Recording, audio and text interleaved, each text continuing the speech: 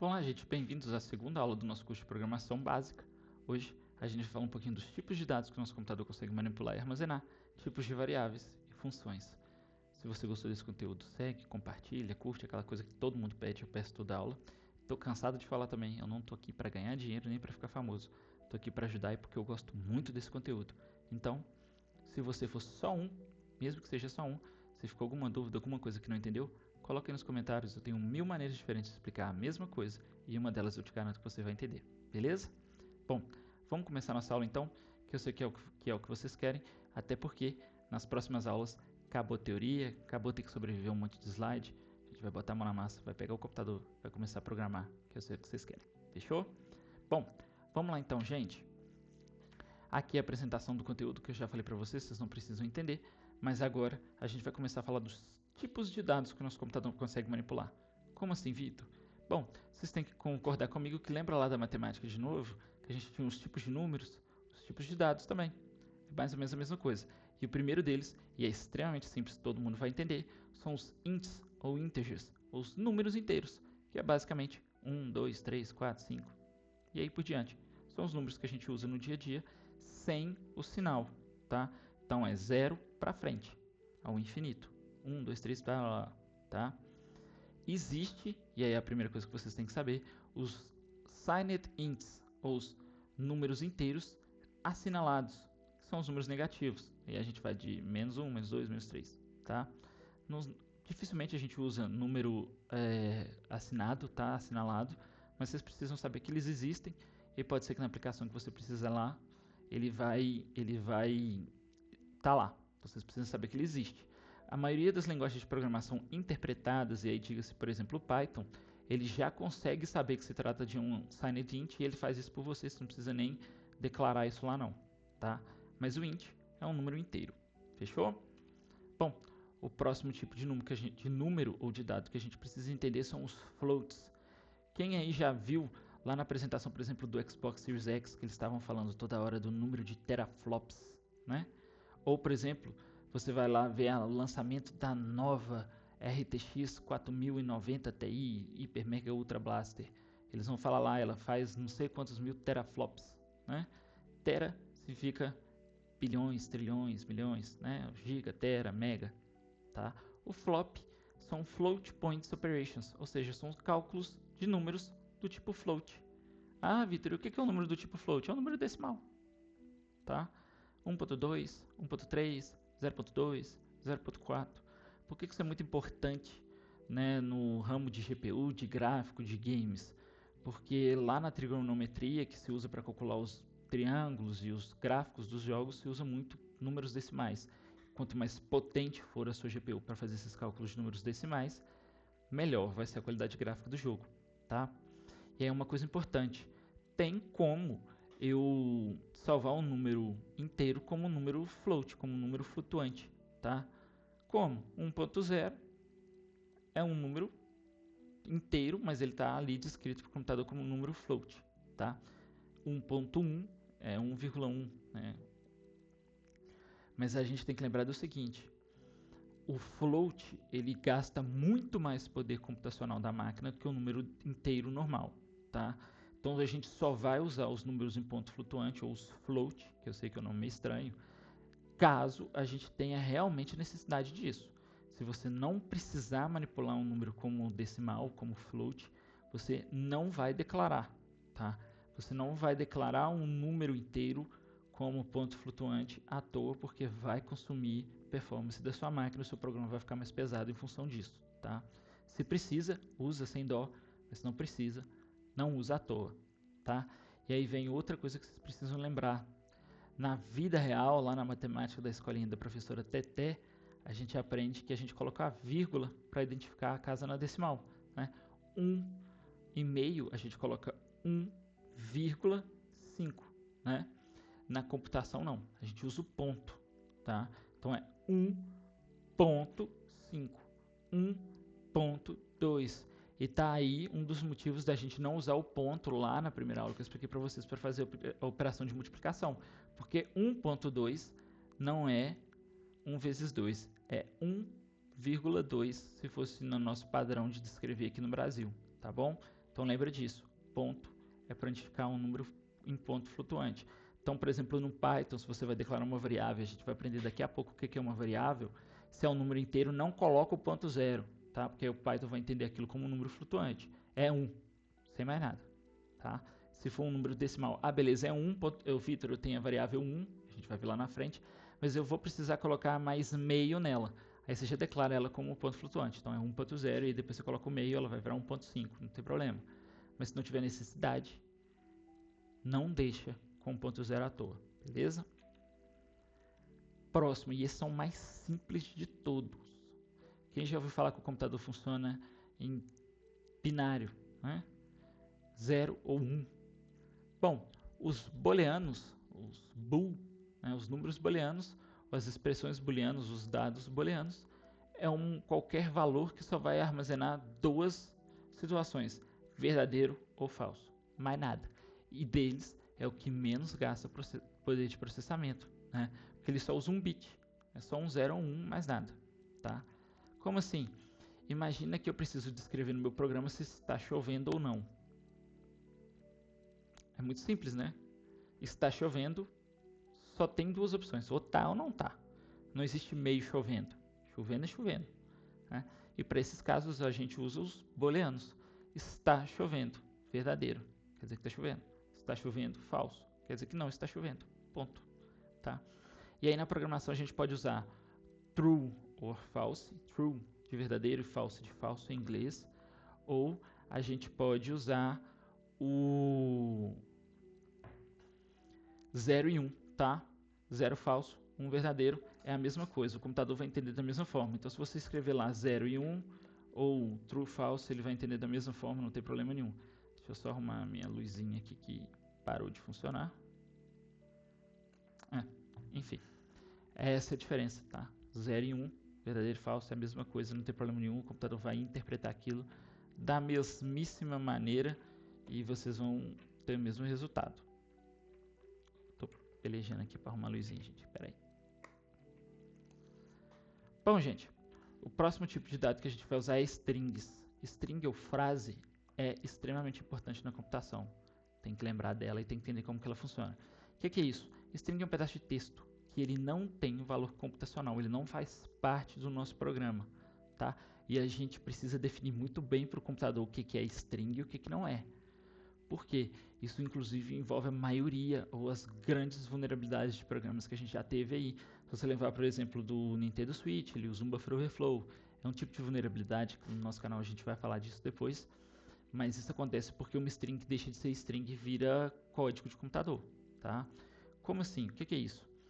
Imagina que eu tenho lá no exemplo da nossa primeira aula que o usuário digitou uma frase ou a senha dele, tá? Quando a gente fala que uma string é uma frase, se for uma letra só, é uma string da mesma forma, tá, gente? Bom, aquilo que ele digitou lá, por exemplo, a 1, 2, 3 senha, que é a senha que ele digitou. A gente precisa tratar aquilo como uma string, para o computador saber que aquilo não é código de computador e que ele não vai tentar executar aquilo, tá? Ou seja, a gente fala explicitamente para o computador, isso aqui é texto, ele não tem valor computacional nenhum, não leva isso para a memória de execução e não executa isso como código de forma alguma. Ponto. E por que isso é um problema? Vulnerabilidade, tá? Porque se você tem isso, por exemplo, num servidor, lá numa página de login do Instagram, por exemplo, e o computador me trata aquilo que a pessoa digitar como código, a pessoa vai conseguir fazer o que quiser no servidor, ela vai invadir aquele servidor e vai quebrar o cacete lá dentro. Então, a gente tem que deixar muito explícito para a máquina o que é texto e o que não é. Na prática, se você estiver digitando o seu código lá em Python, que a gente vai aprender um pouco daqui na próxima aula, você digitar um pedaço de texto que não é código e não colocar ele entre aspas para explicar para o computador que aquilo é uma string, ele vai falhar. Ele vai falar, olha, oi, tudo bem, não é um comando reconhecido, não é sintaxe de programação. E como que a gente vai definir uma string para o computador? A gente usa aspas ou duplas ou simples, tá? Vai variar a função de cada uma de linguagem de programação para linguagem, mas geralmente elas aceitam as duas. Então você pode colocar entre aspas. Então se você quer digitar na tela oi, tudo bem? Ou olá mundo, que é o famoso hello world no mundo da programação, você vai colocar aspas duplas ou aspas simples, hello, oi, tudo bem? Fecha as aspas, que o computador vai saber que aquilo é só um pedaço de texto, não é código, não vai tentar executar aquilo ali. Fechou? Se esquecer de fazer isso, no mínimo ele não vai funcionar. No máximo vai dar problema se for uma aplicação que em mundo real e tudo mais vai dar BO. Fechou? Agora a gente vai falar de uma das coisas mais importantes. Tudo que eu tô falando aqui, eu tô falando que é o mais importante. Vocês já repararam, não é à toa. A gente vai falar de uma coisa extremamente importante que são as variáveis. O que é isso? A variável é uma parte importante e ela está presente em todos os códigos desse mundo de computador. E elas são como caixinhas. Você dá um nome para ela e você coloca salvo dentro da variável uma coisa que você quiser. Seja um número, seja uma string, seja qualquer coisa. Então é para isso que a variável serve. Eu estou ficando sem luz aos poucos aqui, o estúdio está sumindo devagarzinho, reparem. Bom, cada variável vai ter um nome, que é o que descreve o que ela é. Ela vai ter um valor que ela armazena. Ela vai ter um tipo, tá? Como assim? Eu dei de exemplo aqui para vocês, ó. A variável A é uma inteira. Então eu falei para o computador, ó, quando eu falar em A, eu estou dizendo que é um número inteiro, tá? E aqui eu coloquei, ó, A é igual a 1. Então o computador já sabe que toda vez que eu digitar A no meu código, eu quero que ele troque por 1, pelo número 1, tá? E aqui eu falei que eu criei uma outra variável, que eu chamei de B, e ela também é um número inteiro, então tá aqui ó, o int, e eu salvei 2 dentro dessa variável. Então, se você vê uma letra ou uma palavra igual e alguma coisa, quer dizer que aquilo é uma variável, e o que está depois do igual está salvo dentro daquela primeira coisa que está ali, dentro daquela primeira letra aqui no nosso caso. E aí, se eu, por exemplo, pedir para ele mostrar na tela o que a gente chama de imprimir, tá? Quando a gente fala em programação imprimir, não quer dizer que vai sair lá na impressora o papel, não, tá, gente? Quando a gente fala em imprimir, quer dizer que é para mostrar na tela. Se eu colocar A mais B, lembrando da operação matemática, o computador troca. Então ele quer que eu imprima ou eu mostre na tela A, ele vai trocar por 1, B ele vai trocar por 2 e vai aparecer aqui, ó, 3. Porque ele fez a substituição da minha variável, tá? Variável é isso, é quando eu dou um nome a um pedaço de código, uma letra, um número. Geralmente a gente usa para letra e número, tá? Código a gente não costuma usar muito variável, não. Então, A é igual a 1, B é igual a 2, A mais B é 3 e pronto. O computador sabe o que é. E aí a gente tem que tomar cuidado no seguinte. Tá vendo que aqui, ó, eu estou tratando o meu 1 e 2 como pedaço de código, né? Vocês podem ver que o 1 e 2 eles estão sendo somados, né? São números inteiros. Se eu colocar 1 entre aspas e o 2 entre aspas, ele deixa de ser um inteiro e ele passa a ser uma string. E aí o computador não vai imprimir 3, que é 1 mais 2, ele vai imprimir 12. 1, 2. Porque eu simplesmente somei as duas strings, né? Imagina se é a mesma coisa eu colocar AB. Se eu colocar aqui A é igual a Vitor, entre aspas, e B é igual a Luiz, entre aspas, e eu colocar A mais B, ele vai juntar os dois textos, vai virar Vitor Luiz, que é meu nome. Então tem essa diferença.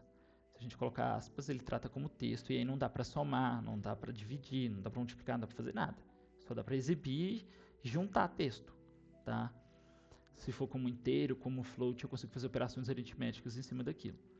E é importante saber que tem linguagens de programação que a gente declara aqui para o computador o que tem naquela variável. Então A vai ser um inteiro, um número inteiro. Lembra que eu expliquei para vocês os tipos de dados agora há pouco.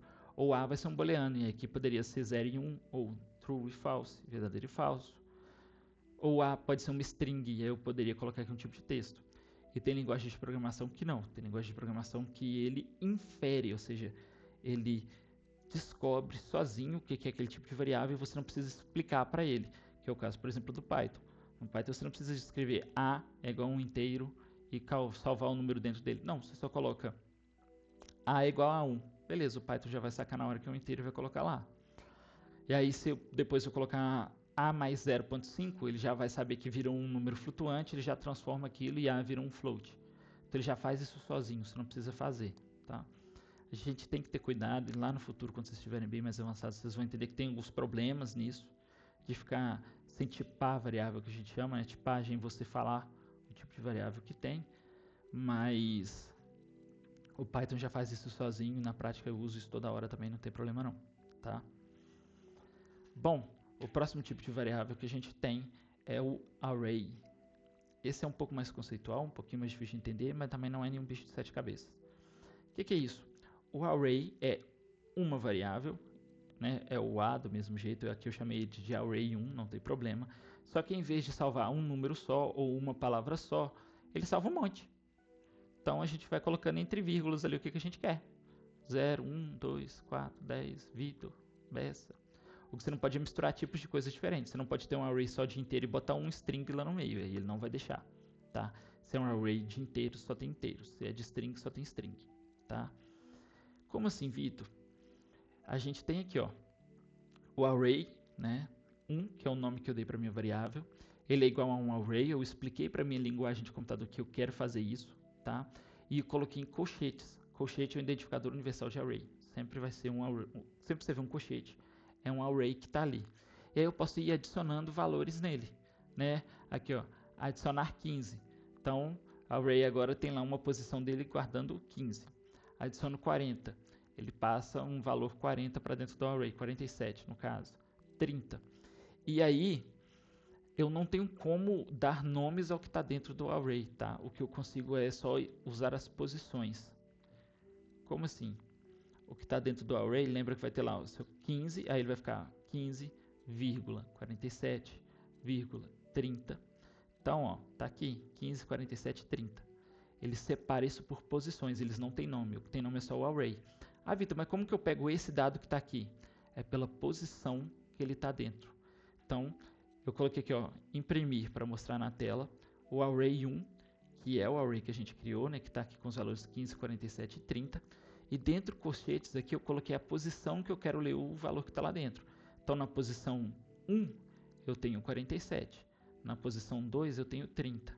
Na posição 0, eu tenho 15. Como assim, Vitor? O computador a gente sempre começa a contar do zero. Tá? Zero também é número. Não vamos jogar ele fora, não quer perder poder computacional à toa.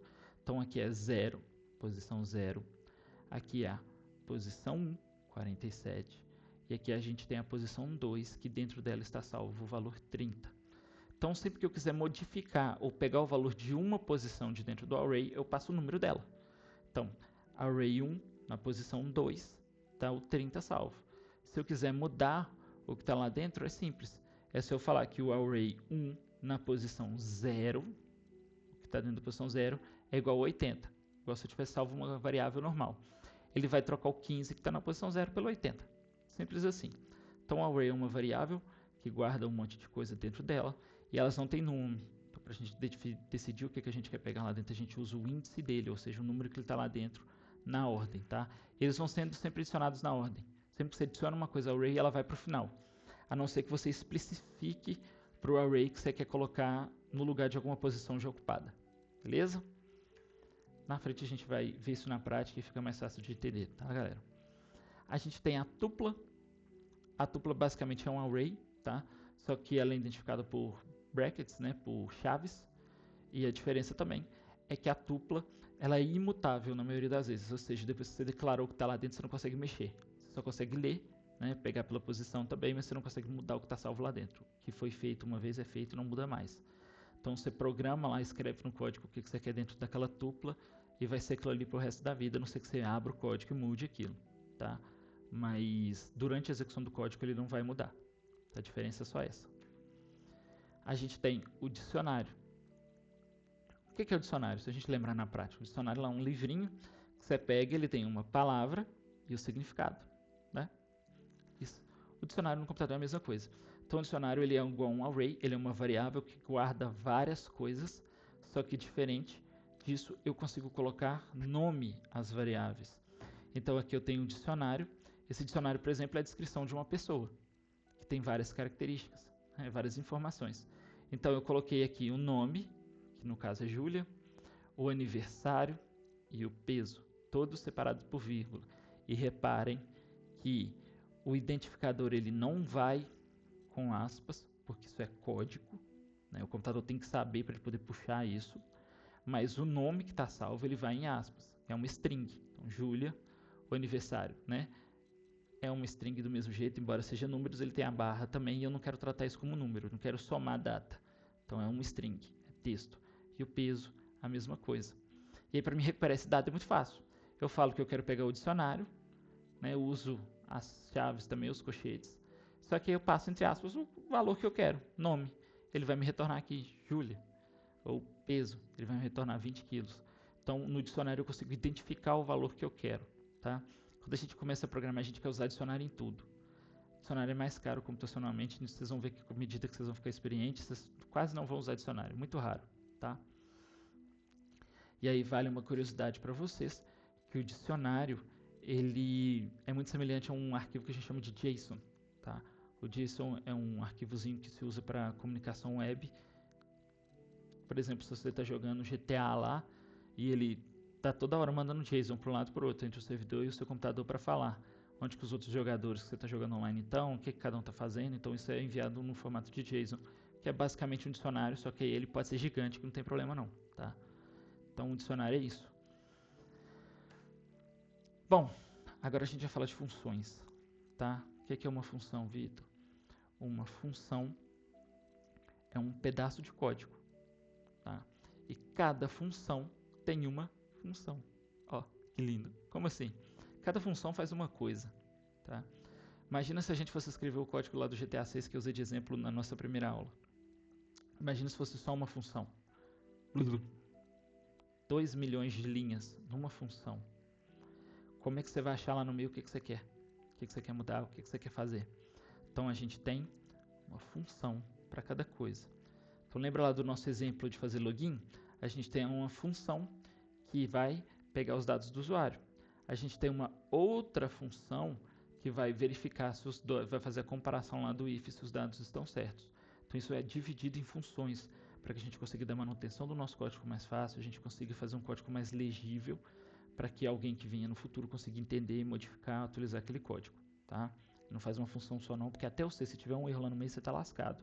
Então, vocês estão aprendendo no começo, não pega a mania de ficar fazendo função, de fazer função gigante. Função é pequenininha mesmo, é um monte de função pequenininha, cada uma fazendo uma coisa específica para que você consiga saber onde você tem que ir depois para arrumar seu código ou para atualizar ele, tá? Beleza. E aí agora eu vou dar o exemplo de função e já vou explicar para vocês uma coisa que chama argumentos. O que é o argumento de uma função? Lembra que eu dei o exemplo da função que vai comparar a senha que você digitou com a senha que ele já tem salva para ver se ela está certa?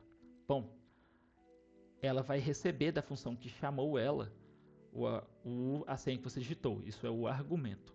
Como assim? Como assim uma função que chamou ela? Bom, a gente tem uma coisa que a gente chama de função main, M-A-I-N, ou função principal do nosso código. Quando você abre o seu programa, quando ele começa a ser executado, é ela que roda primeiro. E ela sempre vai ser executada, tá? No Python a gente não precisa falar nada. O primeiro código que tiver lá na indentação, eu vou explicar isso depois, ele já vai entender como a função principal e vai fazer. Mas uma função que está, por exemplo, né, a função principal do Instagram, ela recebe a senha que o usuário digitou, ela chama a senha, a função responsável por comparar as duas senhas, tá? E chamar é fazer aquele pedaço de código executar, rodar. Porque se você não chamou aquela função, você não executou ela, ela não roda hora nenhuma. Ela fica lá esperando, na hora que ela é chamada, ela executa, retorna o que ela tiver de retornar de informação, para e fica lá esperando ser chamada de novo. Então um pedaço de código morto, que só funciona na hora que ele é chamado por outra função que estiver executando. E a gente vai pulando de função em função, vai numa, volta na outra, vai numa, volta na outra, começa outra, para executar lá aqueles passos que eu expliquei na primeira aula. É por isso que vocês têm que entender a lógica de programação para entender como funciona a sintaxe, tá? E aí o que é passar um argumento? Aqui, ó, eu declarei a função 1, ela recebe uma data e ela imprime na tela, hoje é o dia, vírgula, a data que ela recebeu, tá? Simples. E aqui, ó, tá vendo que eu estou função 1, entre parênteses passando aqui, eu estou chamando essa função 1, tá? E estou passando para ela o parâmetro data. Então isso é um argumento. O que é o argumento? É o que uma função passa para outra, né? Uma função que vai verificar se a senha está certa, ela precisa de receber a senha, né? Então é isso. O argumento é tudo que você está passando de uma função para outra. Seja da função main, e às vezes ela nem é declarada, mas seja da função main para uma função de login, qualquer função. Se ela recebe algum parâmetro, algum dado para ela poder manipular e trabalhar esse dado, a gente chama isso de argumento, tá? Pronto. E bom, a função fez o que ela precisava, mas ela também pode retornar informação depois de manipular esses dados, tá? Exemplo da função de login. ela recebe uma senha, processa aquele dado e retorna. O que é isso? A função que chamou ela, né, a função main, fala assim, ô função de login, toma aqui a senha, verifica se ela está igual. Isso foi o argumento, toma aqui a senha. E o retorno é a senha login falando assim, ô função principal, a senha está certa. Isso é o retorno. Ela está retornando alguma coisa para a função mãe, ou função que chamou ela. Tá? É uma forma meio tosca de explicar, mas é mais fácil de vocês entenderem assim. Então, o retorno é quando uma função está falando para quem chamou ela, ó, o dado que você precisa está certo, o dado que você precisa está errado. Ó, eu modifiquei aqui esse dado que você queria, toma ele aqui de volta. Então, ela pode retornar dado, ela pode retornar um booleano, ela pode retornar um erro, ela pode retornar um monte de coisa, tá? Mas o retorno é isso, quando a função pega algum dado ou ela retorna alguma informação para quem chamou ela, seja uma informação de erro, de sucesso, um dado, qualquer coisa. Isso a gente chama de retorno, tá? Detalhe, a partir do momento que você coloca retorno na sua função, ela para de executar o que tiver para baixo. Então, o retorno é a última coisa que você vai fazer na sua função. Ela retorna, para de executar, e aí ela já executa a função anterior, passando o retorno dela, o que for, mas ela não executa mais nada. Então, a gente só usa retorno no final da função. Muita gente erra isso de colocar retorno no meio, porque eu quero passar metade da informação e quero continuar fazendo coisa e retornar o resto depois. Não. Retorna uma vez só. Retornou, acabou. Tá? Não tem duas vezes, não. Bom, pessoal, é isso. Chegamos no fim da nossa segunda aula. Agora a gente não vai ter mais um caminhão de teoria, vocês vão ver a teoria já aplicada na prática, que fica mais fácil de entender. Espero que vocês tenham gostado desse conteúdo. De novo, se não entender qualquer coisa, é só perguntar que eu vou fazer de tudo para explicar. Eu não estou aqui para ganhar dinheiro, nem para ficar famoso. Então, uma pessoa que ajudar, eu já vou ficar satisfeito, eu vou tentar explicar da melhor forma possível. Peço desculpas que as iluminações do estúdio foram apagando uma por uma ao longo da aula, mas eu não quis parar o fluxo de conteúdo para poder botar elas para carregar. Fechou? Fiquem com Deus. Até a próxima aula, que a gente já vai começar a programar. Vamos fazer o nosso primeiro programa em Python. Também vamos aprender a instalar a linguagem de programação. Tchau para vocês.